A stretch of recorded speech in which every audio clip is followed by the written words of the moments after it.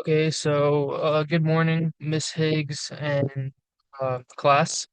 This is my 2026 macro cycle, and the first mesocycle within the macro cycle is going to be postseason, and then I also split that up into three different sections.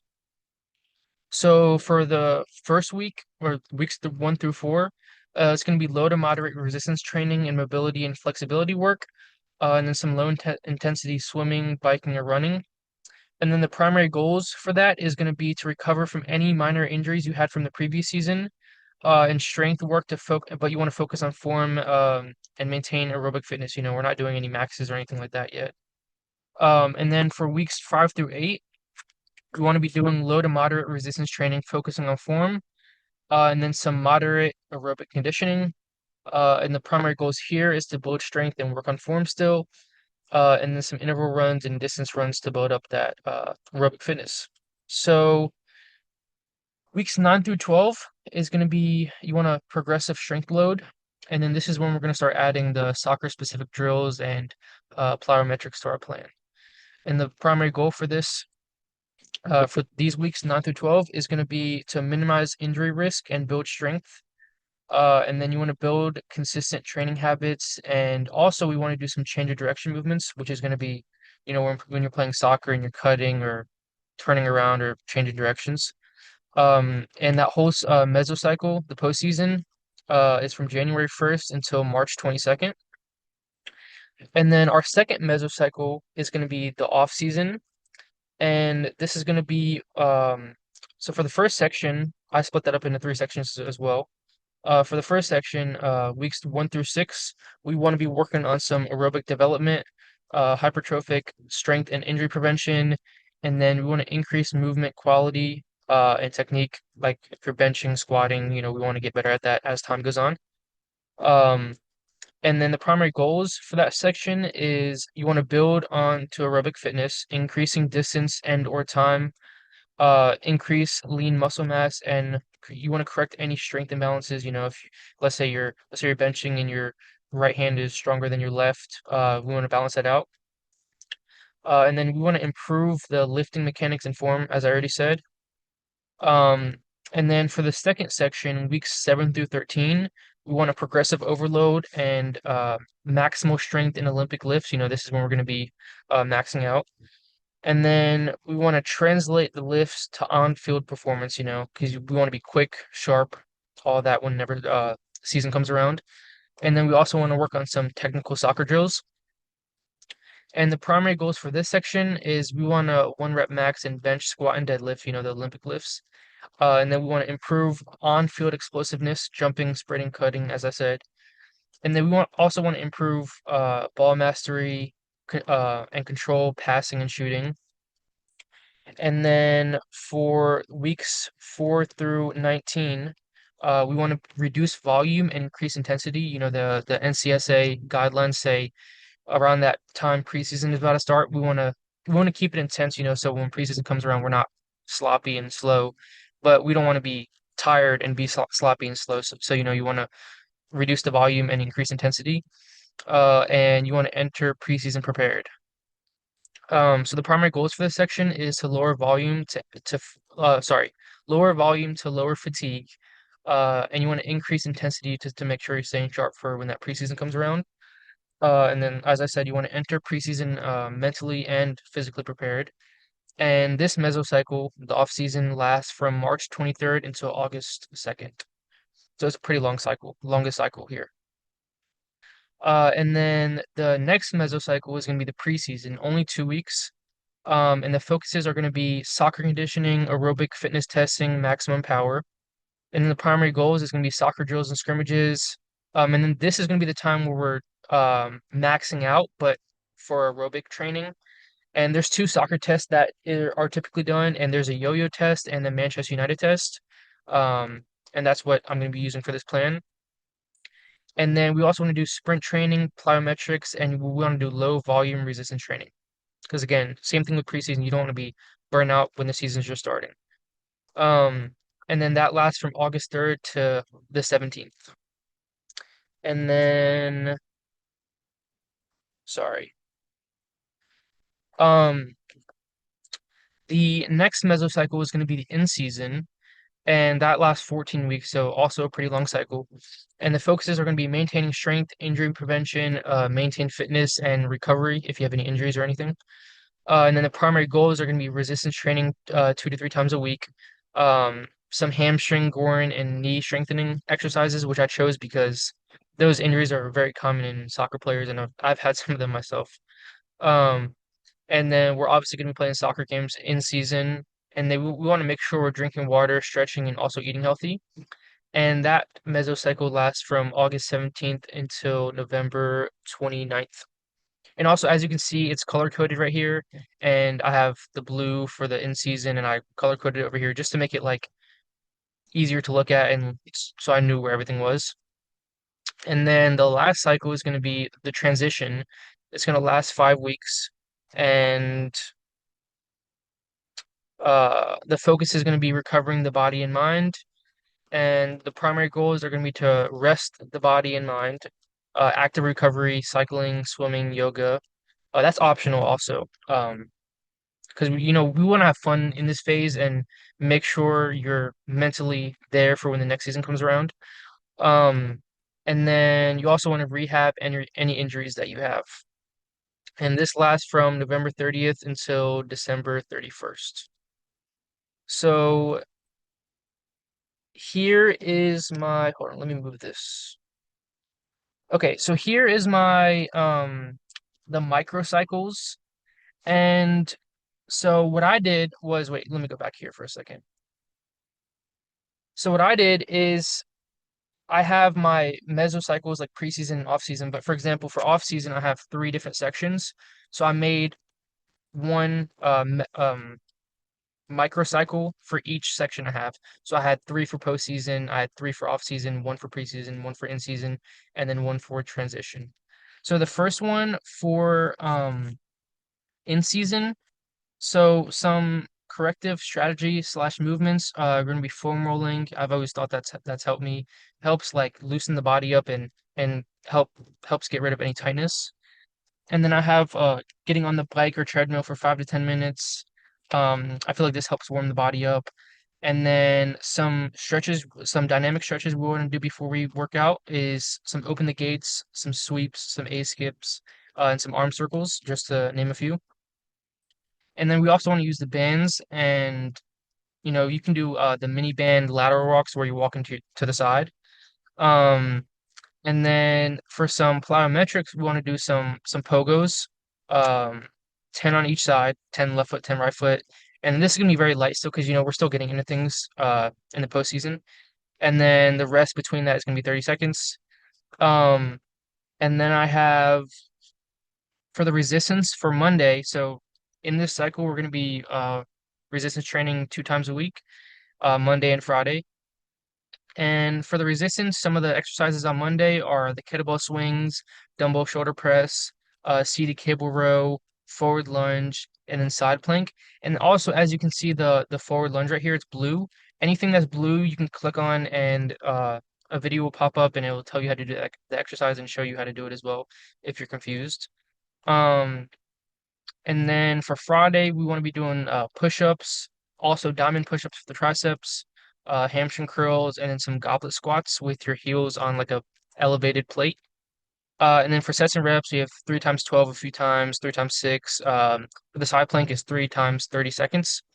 Um, and then for push-ups, we want to be doing 3 sets of 15 to 20.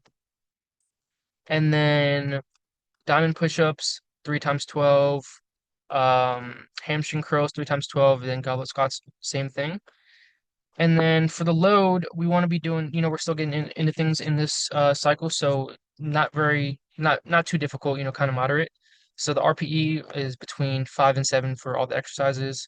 Um, and then we're also going to be doing the anaerobic glycolysis. That's the what we're going to be doing in this phase. And then for the cool down, I um where is it? Oh, it's right here. Okay, for the cool down or stretch, we want to be doing a light walk or a jog at a light pace for 5 to 10 minutes. and then also a full body stretch. And we're going to be doing each stretch 15 to 30 seconds until there's like a slight discomfort. And then for the second week I chose in postseason, week 5, very similar exercises. We don't want to be switching it up too much. We don't want to switch up the exercise every week, because then we have no clue for improving. Um, so same warm-ups. I feel it helps me when I get into like a cycle and get into the habit of doing the same warm-ups over and over, that I know what I'm doing right when I get there, and I don't have to learn new movements or figure something out. I can just get right into things. Um, and then for the plyometrics, there is a difference. So we're going to be doing um box and squat jumps, and for this we want to be focusing on form. Um, for the box jumps, or both of them, we want to be doing 10 sets, or sorry, 3 sets, 10 reps. And then we're also still gonna be doing a light load here. And then the second thing we're gonna be doing is shuttle drills, and some people also call them suicide drills. And this is gonna help us focus on cutting sharp and changing direction. So we want to be doing 3 sets of that with a 90-second rest in between, and 6 RPE, which is moderate. And then for all of the resistance exercises, same thing, nothing different here. Um, oh, except we have we want to be doing a reverse lunge on Monday, and then we're going to be doing also on Monday a side plank. Um, and yeah, we're still gonna, for the sets and reps, it's gonna be 3 sets, 12 reps for most of the exercises, 3 by 15 for some of them. And then for the side plank, we want to be doing 3 sets of 30 seconds each side. And then for the last postseason phase, um, for the all the warm-ups are still the same. And then for the plyometrics, we have a single leg hop. And here, let me click this so I can show you guys example of a video.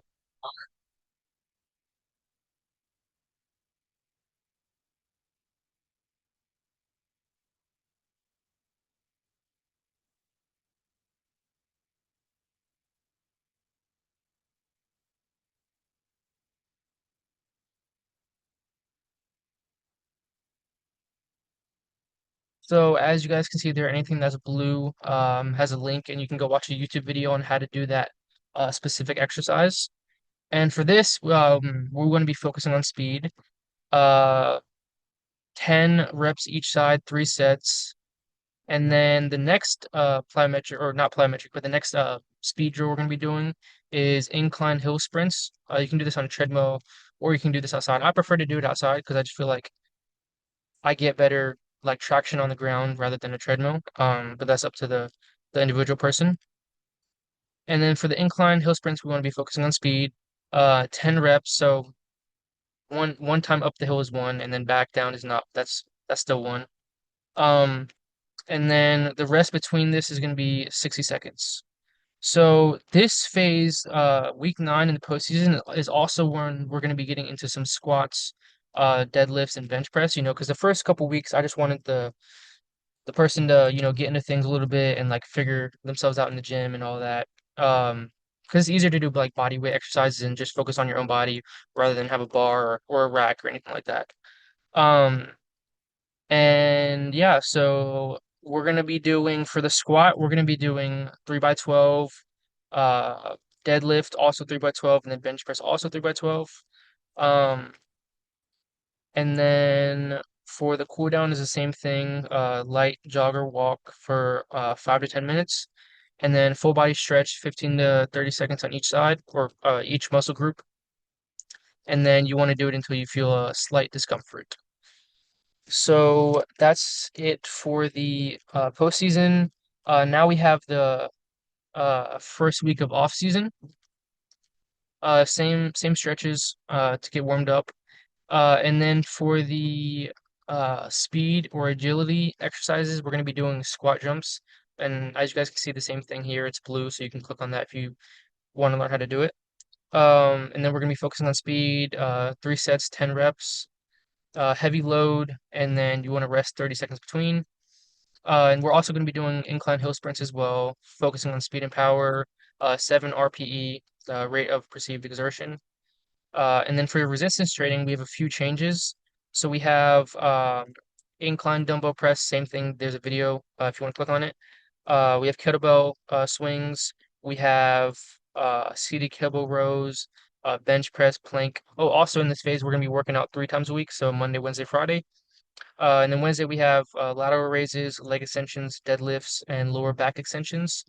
And then calf raises.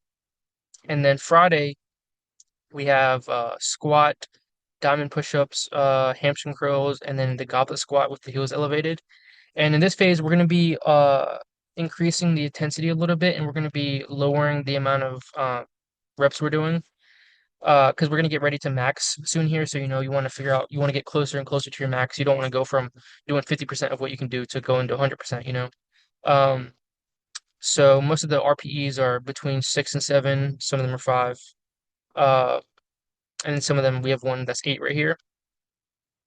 And then same thing for the cool down, just a light jog or walk for 5 to 10 minutes, and then a full body stretch, stretching everything that you worked on that day. Uh, and yeah, so the second,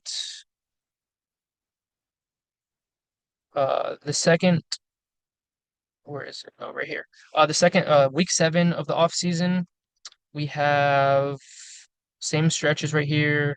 And then for power and speed, we have depth jumps. Same thing. The video's right here linked if you want to watch it.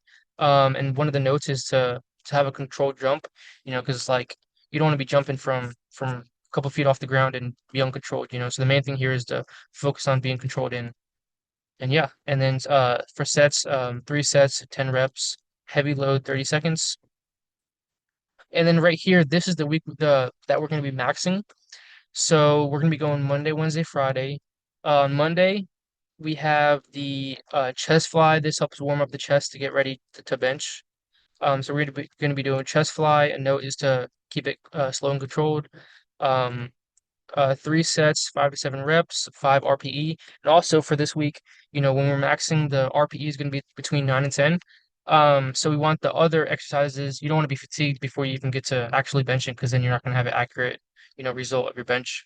So you just want to get everything else warmed up to get ready to bench. So I had chest fly, dumbbell shoulder press, and seated kettlebell rows. And then we were maxing on bench. A note is to keep it slow and controlled. You don't want to just put 200 pounds on there if you can't do that and then just get injured. So you want to make sure you're still doing what you're capable of doing. And that's what the other weeks for was to help you figure out where you're at and what you can lift. And then Wednesday we have calf raises, lateral raises, back extensions, deadlifts, and RDLs. Oh, sorry, RDLs is Friday. So Wednesday we're gonna be deadlifting. That's what we're maxing out. And a note is to make sure you keep your back straight and it's not rounded because that's how a lot of injuries happen. As you can see, we're maxing RPE is between 9 and 10, and the rest time is 60 seconds for everything. And then Friday we're gonna be doing RDLs. We're gonna be maxing on squat, paddle off press, and planks. So for the RDLs, as you can see, there's a video here as well, if you want to click that. And then the cool down and stretch is the same as it's always been. And then,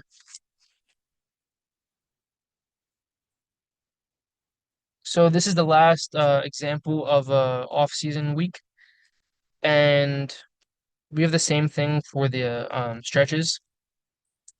And then for the plyometrics, we have power skips. And we're going to be doing 3 sets, 10 reps, heavy load. And then for resistance training, we're not maxing this week, but we're getting closer to preseason and closer to in season. So the NCSA says we want to lower the amount of volume and increase intensity. So we have 2x6 for kettlebell swings, 2x5 for dumbbell shoulder press, 2x8 for cable rows. We have 2x6 for each leg for the reverse lunge. We have side planks, um, 3x30 seconds, push-ups 2x10, diamond push-ups 3x12, and then hamstring curls is 2 by 5, so 2 sets, 5 reps. And then the loads, so for kettlebell swings, the RPE is 8. And then for all the other exercises like shoulder press, seated cable row, exercises like that, we're gonna be doing between 80 and 90% of our 1 rep max. Because now the person has been in the gym longer, so they know closer to what their max is, or they do know their max. So now we can use before we were using RPE, now we can use RPE, and we can use a percentage in case they don't know one and they know the other, whatever. And then we have the 1 week example for preseason. So we're going to be going really light in the gym, because preseason is probably, I think every athlete would say that's the hardest part of the season because, you can run on your own all you want and work out on your own all you want. But when you get to these practices with other high level athletes, it puts you in a different gear and it puts you in a completely different place. So you don't want to be doing a bunch of other things outside of this, to make you like tired and fatigued. So you want to be doing enough to where you're not losing muscle mass and where you're maintaining muscle mass, but not too much where you're like fatigued for your sport. Because keep in mind all of this is for the sport. So if you're doing all this and then you're going to be fatigued when you play the sport, it kind of defeats the purpose of doing everything. So um for the uh warm up, we have the calf wall stretch. As you guys can see, there's a video. We have open the gates, sweeps, A skips, arm circles, bike or treadmill for 5 to 10 minutes. And then for the plyometric exercise, we have pogos and squat jumps. We want to be focusing on speed, 3 sets, 10 reps, heavy load. And then when we get to the resistance training, this is when we're doing, 2 by 6, 2 by 6, 3 by 15, 2 by 8, 2 by 6. So we're doing really, really light, or really low volume, but we want to keep the intensity high. Um, so for this week, we're doing on Monday kettlebell swings, dumbbell shoulder press, seated cable row, reverse lunge, side plank, and then we're also only going 2 times a week. And then Friday we have push-ups, calf raises, hamstring curls, and goblet squats. Um, and then there's some notes, for the hamstring curls, you want to control the lowering phase and not just like let it go. And then for calf raises, you want to make sure you're doing full range of motion. Kettlebell swings, you want to make sure you're hinging your hips, all that. Um, and then So this is the first in-season week that we have, and as I said before, we're still going light. And we have for our plyometrics, we're skipping for height, focusing on speed, 3 by 10, moderate, and then we also have a new stretch, the knee pulls. There's a video there. Um, and then for resistance training, we're gonna be doing kettlebell swings, dumbbell shoulder press, seated cable row, reverse lunge, side plank.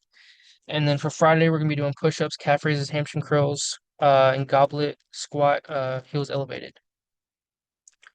And then for the loads, we're gonna be doing 6 RPE for the kettlebell swings, and then we're gonna be doing around 80% for the rest of the exercises.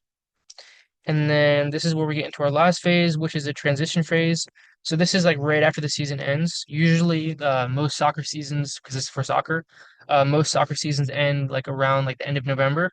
So basically, like the whole month of November is just rest, and you want to get your body and your mind right for the next season, and you want to get rid of any illnesses or injuries or anything you have like that's lingering. And this is the time where you rest, because you work so hard the rest of the year. And then we have the nutrition behavior. So this is a little bit about the metabolic demands for each cycle. So the overall analysis, he is a 21-year-old competitive soccer player who is entering the stage of his career where physical development directly impacts playing opportunities. His strength includes natural speed, solid conditioning, and a strong understanding of the game. He also shows a good discipline in the gym and the ability to push through discomfort during some training sessions. Um, so yeah, so there's some weakness, or sorry, the strength is he is a technically gifted and confident soccer player who carries solid lower body power, good training consistency, and is very coachable. And if we go down to the postseason, some of the metabolic demands, you want to be in active recovery and you want to add in general fitness. Moderate carb intake to support light fitness, mobility sessions, and low intensity soccer movements. Consistent protein intake to begin stimulating muscle repair and early strength adaptation. Training focuses on easy cardiovascular work and light full body lifting to restore movement quality and improve basic aerobic efficiency. And then when you get into the off season, maximal strength and hypertrophy phase supported by anaerobic, glycolytic, and ATP CP energy systems. You want to be in high protein intake during this time, 1.5 to 1.7 grams per kilogram of your body weight. An elevated caloric intake ensures muscle growth and recovery from heavy lifting. Training centers around low volume, high intensity strength sessions paired with short, explosive plyometrics to improve rate of force development and overall power input. And then for preseason, training intensity increases up quickly, very quickly. Um, and then and nutrition becomes all about fueling long sessions while keeping the body from breaking down. So carbs take center stage because they're the primary energy source for repeated high output training, while protein supports muscle repair as workload spikes. And hydration needs to increase because summer heat, you're right in the middle of August. And back-to-back sessions drains fluids fast. And the goal is to enter the season feeling strong, powerful, and conditioned without being worn down. So meals become larger, timing becomes tighter, and recovery snacks become crucial. And I think this is what a lot of athletes, even higher level athletes, they forget to do because they're, training the whole day and working on their body, but they forget to take care of their body when it's the most important as far as eating breakfast, having snacks, hydrating, all that. And those little things really add up, and that's why these high level athletes are so good because they do the little things that add up. And some of the mid-level athletes don't do those things. And then when you're in season, performance and recovery basically take over as the main priorities. And because the match schedules can get a little unpredictable, the body ends up dealing with a mix of different energy demands. So nutrition becomes all about getting carbs back in quickly after games and keeping protein steady to help your muscles bounce back. And training kind of shifts depending on how often you play, with lighter strength sessions sprinkled in just to keep your power up without leaving you feel worn out. Yeah, so like this is especially the case if you're, let's say, like one game you're on the first team and the day after the first team game, you're doing a really light session. Or if let's say you don't play in that game, then you're gonna be doing a really hard session. So it just depends on how you're doing and if you're playing or not. And then we get into the transition phase, and this phase shifts into a period where the body finally gets to breathe because training load drops way down and nutrition relaxes a bit, but it still matters. And since the goal is preventing unwanted weight gain while letting joints, tendons, and the nervous system rest, so overall intake dips um, just enough to, just enough to match lower activity without being restrictive. Protein stays steady to protect lean muscle, and the whole mindset becomes maintaining a light routine, eating normally without overthinking, and and giving the body a mental and physical break before ramping up again. So in this phase is like all about balance, or every phase is. But this phase, you want to give your body a break and give your mind a break and give everything a break, but you also don't want to be, slacking off, and that's when you're putting on weight. And then if you put on, let's say, 10, 15 pounds, then it becomes even harder when the next season comes around. It becomes harder on your body and your joints and your mental capacity. Like uh weight gain obviously is physical, but it can put a toll on you mentally as well. Um, and then we have the cardio template. So I did the same thing here, kind of. I color coded it again, and I have postseason, off season, preseason, in season, and then transition. Um, so for week one of postseason, day one we have jog at 60%. And target heart rate is 148. Oh, sorry, let me go up here real quick. So the age, he's 21 and his resting heart rate is 72. Um, yeah, so day one, just a light jog at 60%, and the target heart rate is 148. And kind of like a description of this is, you want to flush out all the soreness, you want to get back into the rhythm of things, and it's going to be 30 minutes long. Day two is also at 60%, but it's going to be on a bike. This gives the joints a break, and it's easier on the body. Yes, this is a easy aerobic session, zero impact, 30 minutes long, and the target heart rate is 148. Day three, we go up a little bit to 65% and we go back to jogging. Target heart rate is 155. Um, and then a little description is you want to focus on low stress cardio to restore cardiovascular base without while allowing joints and soft tissue to recover from the competitive load. And then we have off season, 70% of the target heart rate, or sorry, 70% of the heart rate is 160.9. And we want to be doing a steady jog and we want to build aerobic capacity, 30 minutes long. And then we have for day two for the off season, sorry, this is the off season by the way. Um, Day two is an interval run. We're going to pick it up a little bit at 75%. Target heart rate is 167.25. Controlled pace, longer run intervals, 30 minutes long, and speech change a lot throughout the run. This is also really good for soccer because you're always changing pace and direction when you're playing soccer. So this is going to be the fastest. Day three is going to be the fastest so far at 85%, 180 target heart rate. The mode we're going to be doing a faster bike tempo than before. It's low impact, good on joints, and it's going to be 30 minutes long. And then that was the last day of off season, and then we're getting into preseason. This is going to be the hardest run yet. We have the yo-yo test or the Manchester United test, depending on which one you do, and it's going to be 95 to 100%. I try to put 100% in, but like it wouldn't let me put that value in, so I just put 95. So between 95 and 100%. Target heart rate is 192, and yeah, it's going to be the hardest test yet. So then the day after that, day two, we want to take things easy after the max test and go back down to 60%, 148 target heart rate on the bike. And then the third day, we're in season, so we're gonna have practice and games. So we want to be doing a small sided soccer game at 90%. Target heart rate is 186, and this is really good because it's sport specific. So, as you've said in class, you're not gonna get fit for your sport running cross country unless you unless that's your sport. Because if you're playing basketball, you want to be playing basketball to get in shape. Playing soccer, same thing. You want to be playing your sport to get in shape. That's the best way to get in shape is to play your sport. Um, yeah, so that's day three, and then the next week example I have is in season, and yeah, so week 15 in season. Day one, we're gonna be playing a soccer game because we're in season at this point. We're gonna be going at 90 to 95%. We're gonna be doing game speed movements, which is the best to get in shape, and target heart is 186. So day two is gonna be back on a bike, because we want to slow things down a little bit, at 50%, and target heart rate is 135. This is kind of like a recovery session, easy pace, 30 minutes long. And then day three is going to be soccer practice at 75%.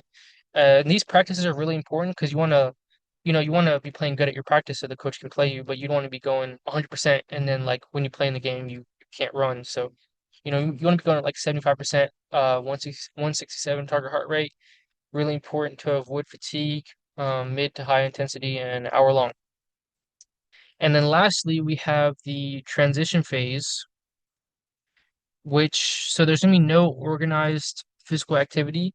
Um, but for day two, I put pick up basketball with friends at 70% and 160 target heart rate. This is just like a fun activity to get your mind off things and have fun with your friends and stay active. And then day three, I've also no organized activity. This is kind of like up to the person on what they want to do and if they want to, still be physically active. Um, and then yeah, so that's it. That's my periodization project. Thank you guys.